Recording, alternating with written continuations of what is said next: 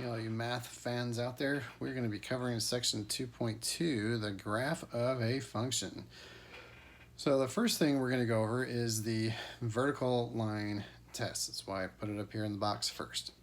So what it is, or what it does, is it determines if a graph represents a function.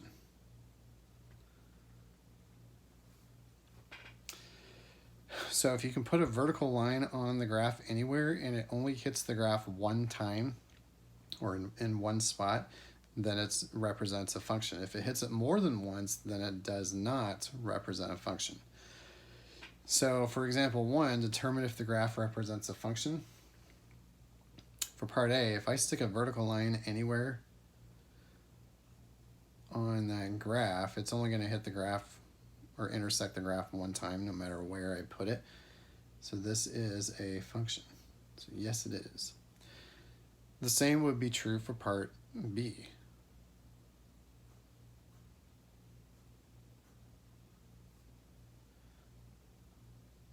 So that is a function.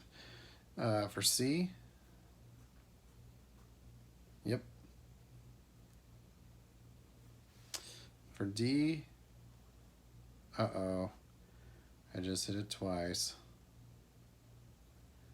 That would be no. Now, it does hit it only once right there when x is 3, but it has to be anywhere I put it, not just, where I want to.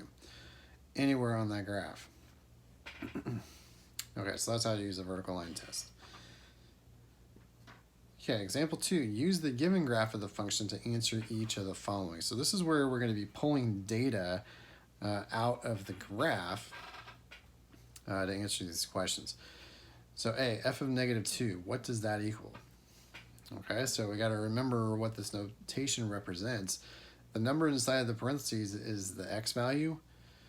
So they're asking, okay, when x is negative 2, what's the y value or the function value? So when x is negative 2, that's the point I'm looking at. So the y value would be negative 3. Okay, so that's how you're going to do these.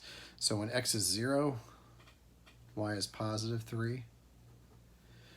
When x is positive 6, y is negative 3. And when x is 7, y is negative 2. And if I multiply by that number on the outside, that 2, I end up with negative 4. All right, part C, is f of 1.5 positive or negative? Well, let's look and see where it is. So 1.5 would be right about here. So there's the point. Well, since it's above the x-axis, that's positive. I don't know what the value is exactly, but I don't care. Just ask for positive or negative. Same thing for part D, is it positive or negative? Okay, 7.2 is about there. My point's below the x-axis, so that is negative. Okay, part E, for what values of x is f of x equal to 0? Or in other words, where does the function or the y value equal 0?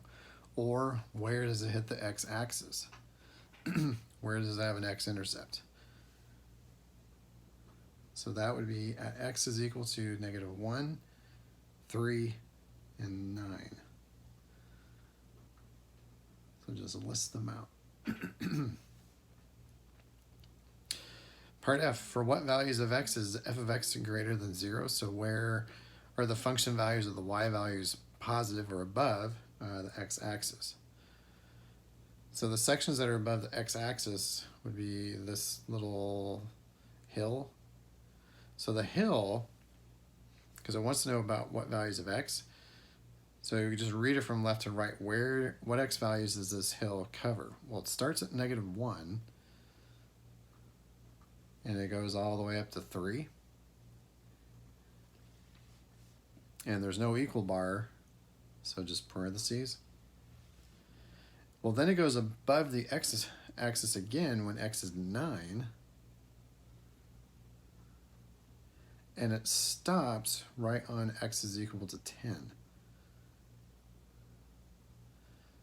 Okay, so it can't actually equal 0, so I'm leaving off the 9, but I can include the 10 because it's positive.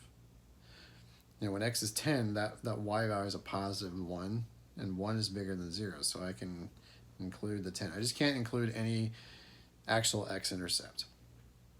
And then just put your union symbol in between. Okay, G, what is the domain of the function? So what x values does the entire graph cover?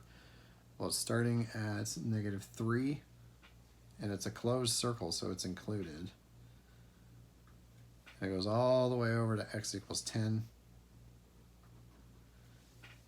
So -3 to 10. What is the range? Now it's talking about the y values. So what y values does this cover? Well, the bottom is -4, and then the top goes all the way up to +4, and it's covering every y value in between.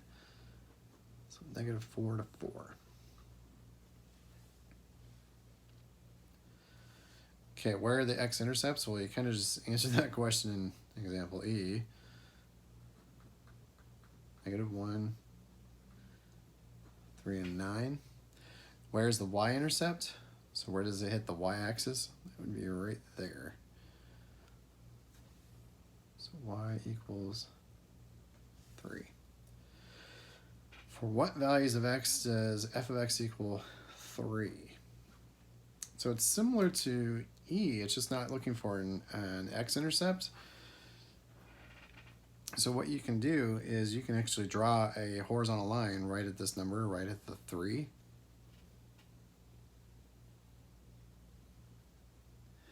And then go, okay, where does it actually, where does it intersect the graph? There and there.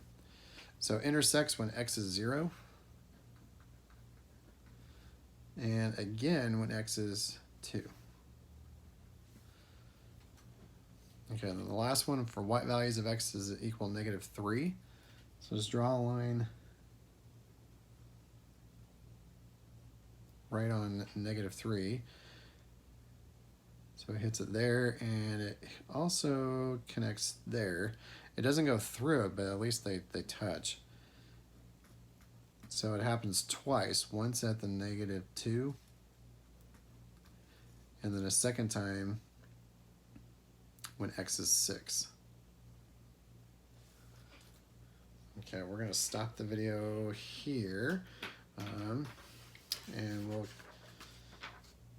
oh, I was mistaken. We're going to stop the video here, and that is it for the graph of, that is it for the notes on section 2.2.